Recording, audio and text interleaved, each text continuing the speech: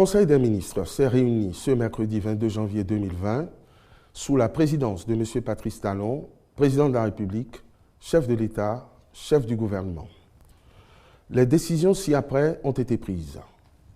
Au titre des mesures normatives, projet de décret portant transmission à l'Assemblée nationale du projet de loi relative à l'insertion et à la réinsertion professionnelle des allocataires de bourses d'études et de stages.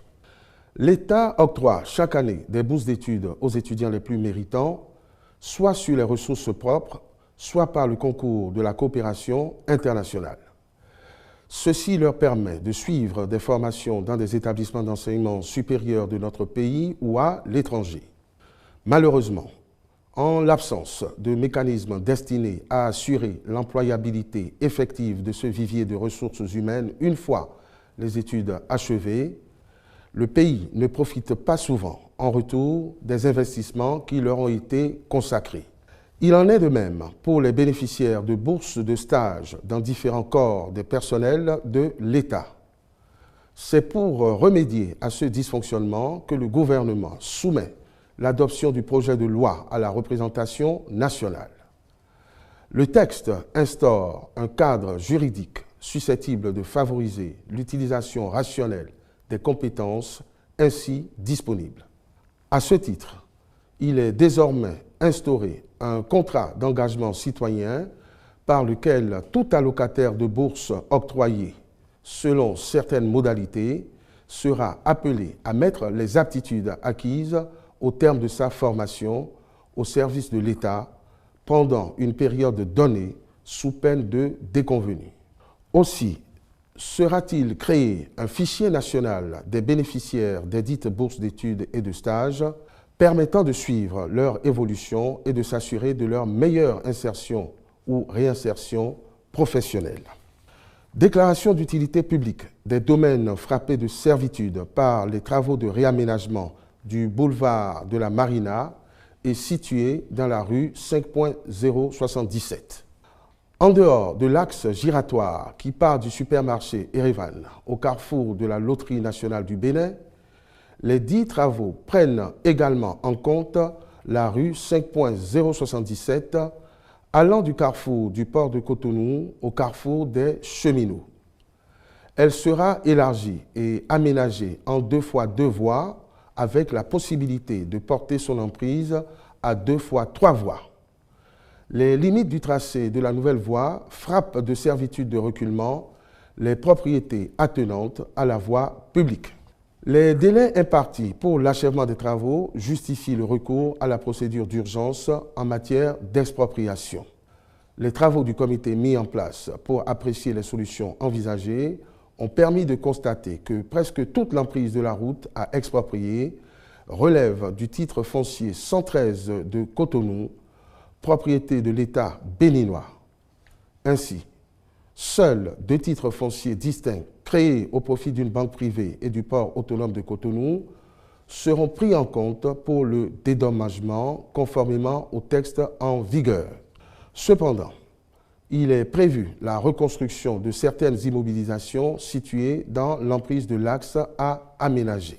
Convocation du corps électoral pour l'élection des conseillers communaux et municipaux, 4e mandature.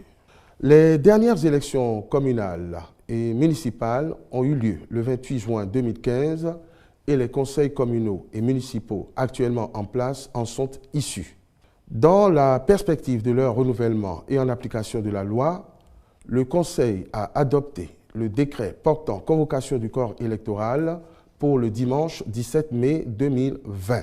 Par la même occasion, le Conseil a instruit les ministres dont les services interviendront dans la délivrance des pièces nécessaires à la constitution des dossiers de candidature à l'effet que ceux-ci facilitent la tâche aux demandeurs. Transmission à l'Assemblée nationale de divers projets de loi. Dans le but de conduire à leur terme certaines réformes majeures, il est apparu nécessaire d'adopter les textes de loi qui en conditionnent la mise en œuvre et ou de procéder à l'actualisation de ceux existants. À cet effet, le Conseil a décidé de soumettre à l'Assemblée nationale pour adoption les projets de loi portant Modification de la loi numéro 2019-11 du 25 février 2019 portant renforcement juridique et judiciaire de la gouvernance publique. Loi organique sur la Cour des comptes. Modification et complément de la loi numéro 2018-18 du 2 juillet 2018 portant régime juridique du bail à usage domestique en République du Bénin. Modification et complément de la loi numéro 90-016 du 18 juin 1990 portant création des forces armées béninoises. Statut spécial des personnels militaires des forces armées béninoises.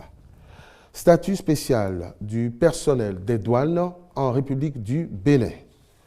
Statut spécial du personnel du corps des eaux, forêts et chasses en République du Bénin, ainsi que statut spécial du personnel de la police républicaine.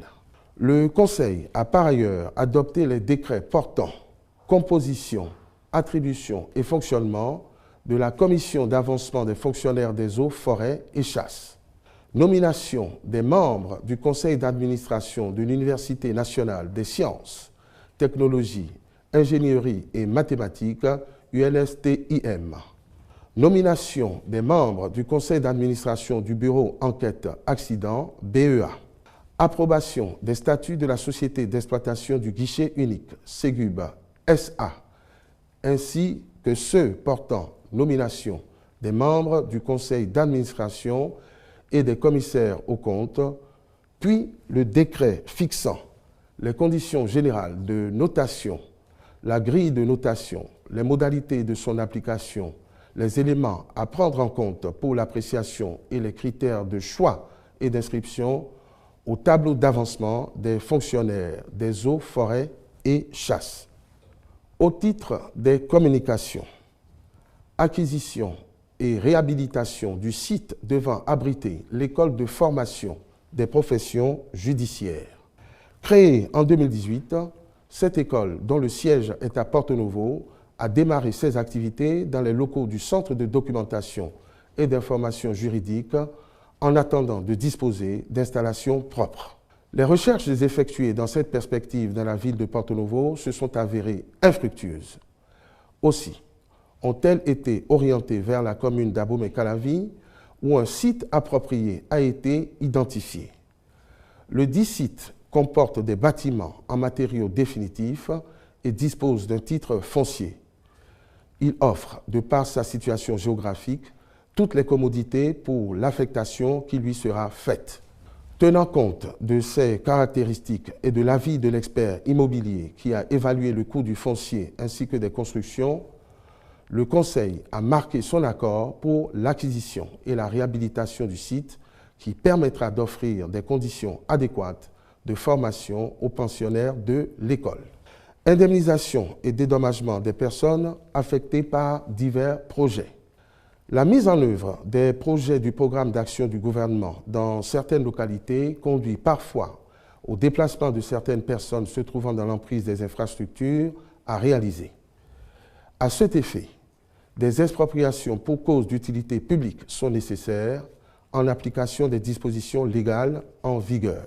C'est dans ce cadre que le Conseil a approuvé les montants d'indemnisation et de dédommagement des personnes affectées par les projets de logements sociaux à Abomey-Calavi, Abomey et Parakou, des cités administratives d'Abomey-Calavi, de Natitengou, de la caserne militaire d'Aladar, du marché de gros d'Abomey-Calavi et du marché de Ouegbo, ainsi que des personnes affectées par le projet d'aménagement d'un complexe touristique Marina à Djegbadji, commune de Ouida.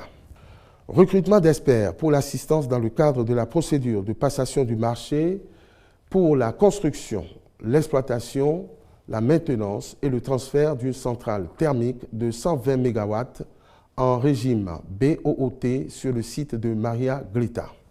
Le gouvernement a prévu la construction d'une deuxième centrale de capacité 120 MW sur le site de Maria Glita. Cette décision vise à renforcer l'offre énergétique de notre pays afin de garantir, à terme, son autonomie et la fourniture d'électricité fiable, compétitive et de bonne qualité aux populations ainsi qu'aux industries. La centrale sera réalisée en mode BOOT qui inclut la construction, l'exploitation, la maintenance de l'infrastructure par le constructeur, puis son transfert à l'État béninois.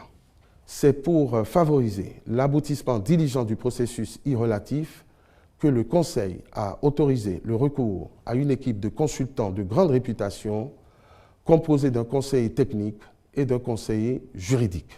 Au titre des mesures individuelles, sur proposition des ministres respectifs, les nominations ci-après ont été prononcées. Au ministère de la Santé, administrateur provisoire de la centrale d'achat des médicaments essentiels et consommables médicaux CAME, M. Deumont Louis Koupemedi. Au ministère du Numérique et de la Digitalisation, secrétaire général adjoint du ministère, M. Gaspard Datondi. Directrice de l'administration et des finances, Mme Toinse Augustine Capo, épouse Soglo. Je vous remercie.